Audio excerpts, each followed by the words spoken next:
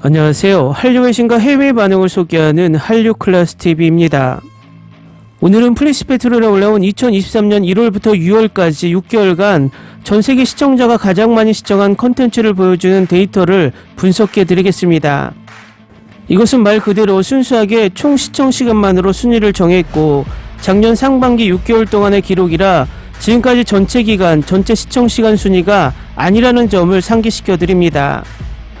2023년 5월 넷플릭스가 사냥개들 드라마가 1위를 달릴 때 도중에 시청시간을 실행시간으로 나눈 뷰라는 개념으로 순위 집계 방식을 바꾸기 전까지는 전세계 비영어 드라마 순위는 다음과 같았습니다. 1위 오징어 게임, 4위 지금 우리 학교는, 5위 더 글로리, 7위 이상한 변호사 우영우였습니다.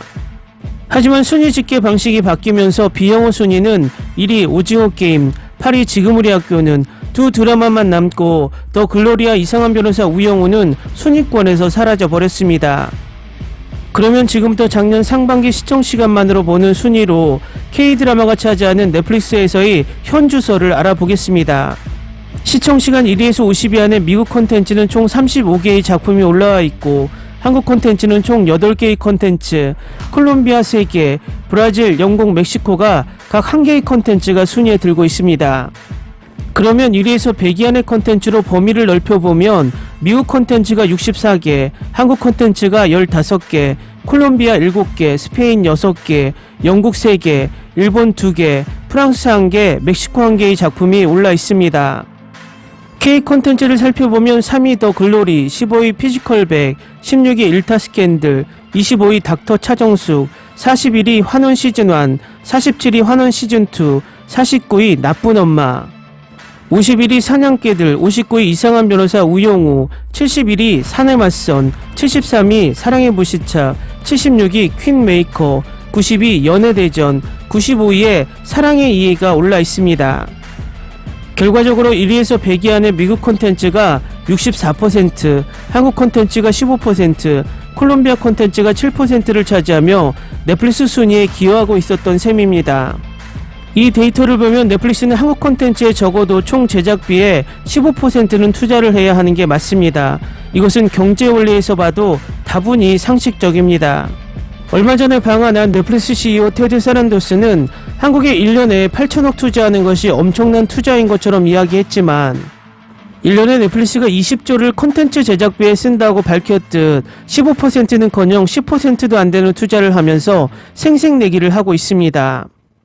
그리고 넷플릭스는 K드라마로 이득을 본 수익을 미국과 일본 콘텐츠에 쏟아붓고 있는 상황입니다. 또 넷플릭스가 순위 집계 방식을 바꾸면서 오늘 날짜 플리스페트롤 순위를 보면 K드라마는 단 하나도 없습니다. 아마도 넷플릭스에 K드라마가 올라온 이후로 최초의 기록이 될 것 같습니다. 이 결과는 넷플릭스가 순위 집계 방식을 바꾸면서 K드라마를 순위에서 지우고 있으며 그것이 전세계 시청자들에게 가스라이팅 되고 있다는 것을 방증합니다.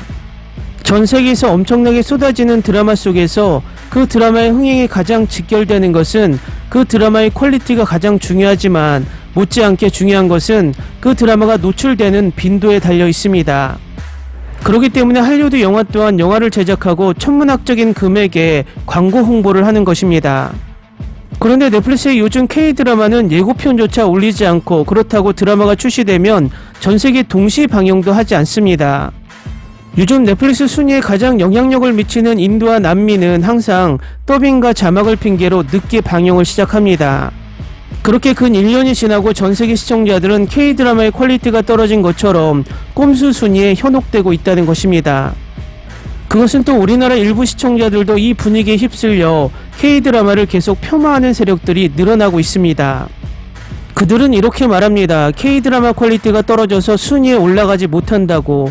그런데 그렇지 않다는 것이 다른 글로벌 OTT에서 증명이 됩니다. K드라마가 퀄리티가 떨어져서 넷플릭스에서 인기가 없어졌다면 다른 OTT에서도 비슷한 현상이 나오겠지만 그렇지 않다는 것입니다. 얼마 전까지 디즈니 플러스 무빙이 센세이션을 일으켰고 지금은 킬러들의 쇼핑몰이 인기몰이를 하고 있습니다. 라쿠텐 빅키에서는 국내에서는 흥행을 하지 못했지만 소용없어 거짓말이 141개국에서 1위를 하며 센세이션을 일으켰고 완벽한 결혼의 정석 또한 74개국에서 1위에 오른 바 있습니다. 또 아마존 프라임에서는 이제 곧 죽습니다가 112개국의 1위에 오르며 전세계 2위까지 올랐고, 후속으로 올라온 내 남편과 결혼해줘는 121개국 1위에 오르며 아마존 프라임 최초 전세계 1위에 등극했으며, 파라마운트 플러스에서는 1월에 올라온 몸값이 전세계 1위에 오르며 무려 3주 동안 1위에 머물렀습니다. 마지막으로 HBO에서는 과거 K드라마 18어게인 상속자들이 올라오면 남미에서 폭발적인 인기를 올리며 전세계 2위까지 올라오는 상황입니다. 이것은 결코 넷플릭스 K드라마의 퀄리티가 원인이 아니라 정책 자체가 미드와 영드, 이 레니를 띄우고 있고 상대적으로 K드라마 노출을 최소화하고 있기 때문에 벌어지는 현상이라는 것입니다. 요즘 넷플릭스 코리아조차도 넷플릭스에 들어가자마자 K 콘텐츠를 노출시키는 것이 아니라 과도하게 일본 애니를 추천 콘텐츠로 띄우고 있고, 단적으로 넷플릭스 프랑스 홈페이지만 들어가도 최근 K드라마 살인자 이응난감은 예고편이 없지만 일드 하우스 오브 닌자는 예고편이 버젓이 올려져 있다는 것입니다. 같은 넷플릭스 오리지널인데도 이렇게 돈이 들지 않는 예고편 홍보조차 하고 있지 않는 것이 요즘 넷플릭스의 정책 기조를 단적으로 보여주는 상황입니다. 혹자는 말합니다. 이제 지겹다. 이런 지적 좀 그만해라 말하지만 우리나라 한류 유튜버 중 단 한 유튜버도 이런 상황을 지적하지 않고 우리나라 언론들도 이런 상황을 지적하는 언론이 하나도 없습니다. 언론이 있어도 제 영상을 보고 딱 한 곳에서만 문제 제기만 하는 상황입니다.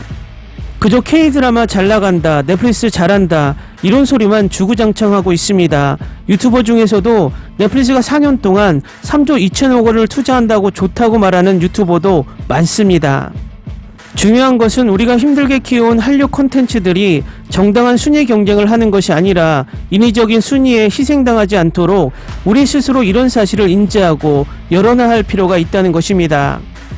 이런 상대적 차별을 극복하기 위해서는 너무나 미국 OTT에 기대서 우리 콘텐츠를 떡 주무르듯 마음대로 하게 두는 것이 아니라 우리도 글로벌 OTT를 만들어 경쟁을 제대로 해야 한다는 것입니다. 이것은 쓸데없이 정치권이 나서서 넷플릭스에서 거액의 투자를 받았다느니 바보 같은 자화자찬이 아니라 우리 정부가 우리 콘텐츠를 전 세계적으로 차별받지 않게 우리 글로벌 OTT를 재정비하는 작업이 필요하다는 것입니다. 한류 클래스 TV는 한류 외신과 해외 반응을 꾸준히 쫓아가 보겠습니다.